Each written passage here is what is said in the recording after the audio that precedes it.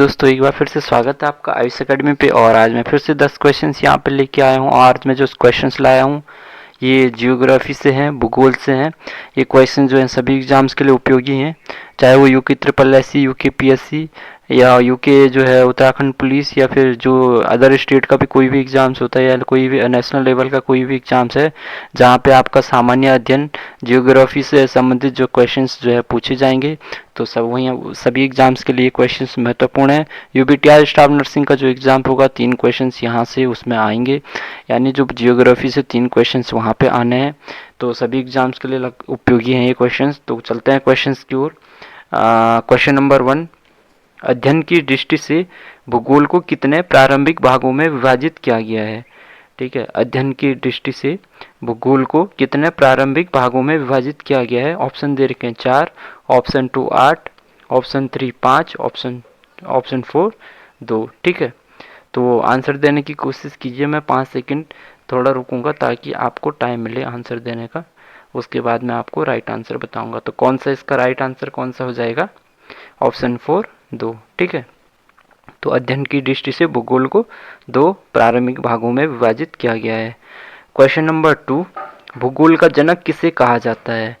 Questions क्या है, भूगोल का जनक किसे कहा जाता है। ऑप्शन दे रखे हैं, option 1 Eratosthenes, option 2 Ptolemy, option 3 Richthofen, option 4 none of the above. ठीक है, इनमें से कोई नहीं। तो आंसर देने की कोशिश कीजिए।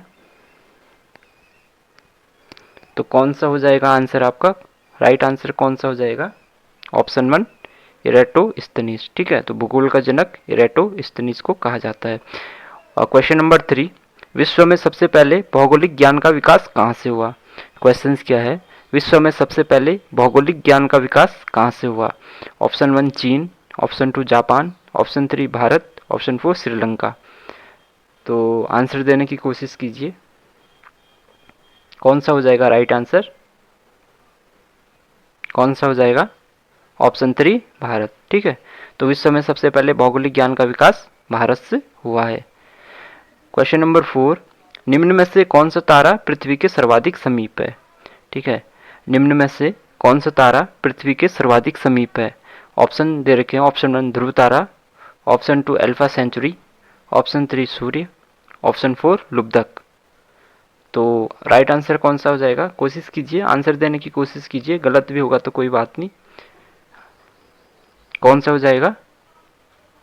ऑप्शन 3 सूर्य। ठीक है, तो कौन सा तारा पृथ्वी के सर्वाधिक समीप है? तो सूर्य। सूर्य भी एक तारा है। ठीक है, क्वेश्चन नंबर 5, तारे का रंग सूचक है। ठीक है, जो तारे का जो रंग होता है वो किसका सूचक होता है ये बताना है। ठीक है, ऑप्शन 1 सूर्य से दूरी का, ऑप्शन 2 उसकी ज्योति का, ऑप्शन 3 उसकी पृथ्वी से दूरी का, और ऑप्शन 4 उसके ताप का। तो राइट आंसर बताइए जल्दी, कौन सा हो जाएगा आपका? कौन सा हो जाएगा? उसके ताप का। ठीक है, ऑप्शन 4, जो तारे का जो रंग होता है वो उसके ताप का सूचक है। क्वेश्चन नंबर 6, 2 ग्रह जिनके उपग्रह नहीं है। ठीक है, उन 2 ग्रहों के नाम बताने हैं जिनका कि कोई भी उपग्रह नहीं है। ठीक है, ऑप्शन दे रखे हैं बुध एवं शुक्र, ऑप्शन 2 पृथ्वी एवं बृहस्पति, ऑप्शन 3 बुध एवं शनि, ऑप्शन 4 मंगल एवं शुक्र। तो राइट आंसर बताने की कोशिश कीजिए।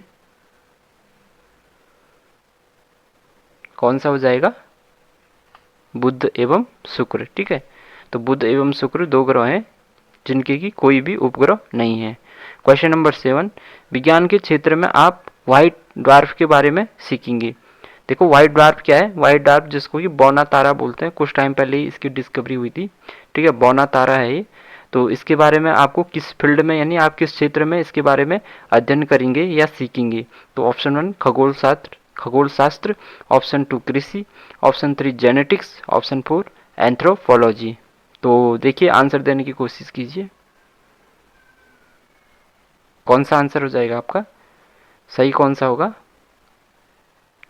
ऑप्शन 1 खगोल शास्त्र। ठीक है, तो खगोल शास्त्र में हम व्हाइट ड्वार्फ के बारे में सीखेंगे। व्हाइट ड्वार्फ, देखिए ये क्वेश्चन जो है इसका जो आंसर है ये क्वेश्चन में ही छिपा हुआ था। व्हाइट ड्वार्फ यानी कि अगर व्हाइट ड्वार्फ क्या है जो है बौना तारा।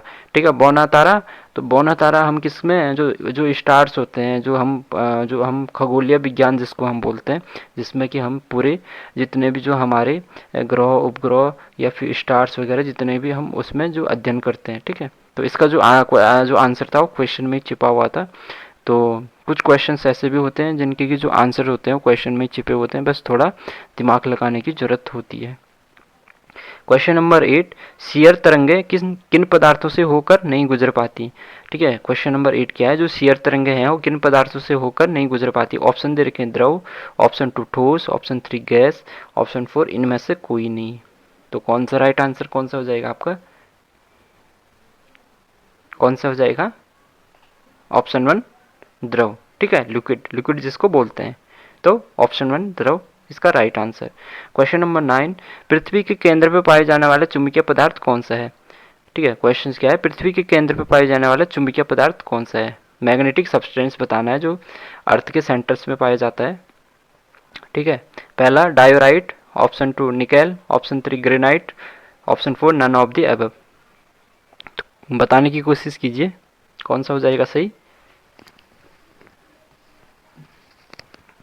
काफी इजी क्वेश्चन है, काफी बार एग्जाम में पूछा गया है ये क्वेश्चन। कौन सा राइट आंसर होगा? निकेल, Ni, ठीक है, सिंबल्स क्या है इसका, Ni, निकिल। ठीक है, तो पृथ्वी के केंद्र पर पाए जाने वाला चुंबकीय पदार्थ magnetic substance nickel. Question number 10, पृथ्वी की 3 सेकेंडरी परतों में ऊपर से दूसरी परत का नाम क्या है। पृथ्वी की 3 सेकेंडरी परतों में से ऊपर से दूसरी परत का नाम क्या है। Option 1 sial, option 2 sima, option 3 nife, option 4 none of the above.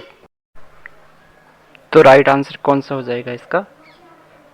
Option 2 सीमा, ठीक है, तो ऑप्शन 2 सीमा इसका राइट आंसर हो जाएगा। पृथ्वी की 3 सेकेंडरी परतों में से ऊपर से दूसरी परत का नाम क्या है, सीमा है। ठीक है, तो ये 10 क्वेश्चन थे जो है पार्ट्स ये 1 के हैं। ठीक है, इसी प्रकार मैं जो है इसका पार्ट 2 पार्ट 3 ऐसे करके लाऊंगा। सभी एग्जाम्स के लिए उपयोगी हैं ये। तो आपको ये 10 क्वेश्चन जो हैं याद करने हैं। ठीक है, तो 10 क्वेश्चन आपको ये याद करने हैं।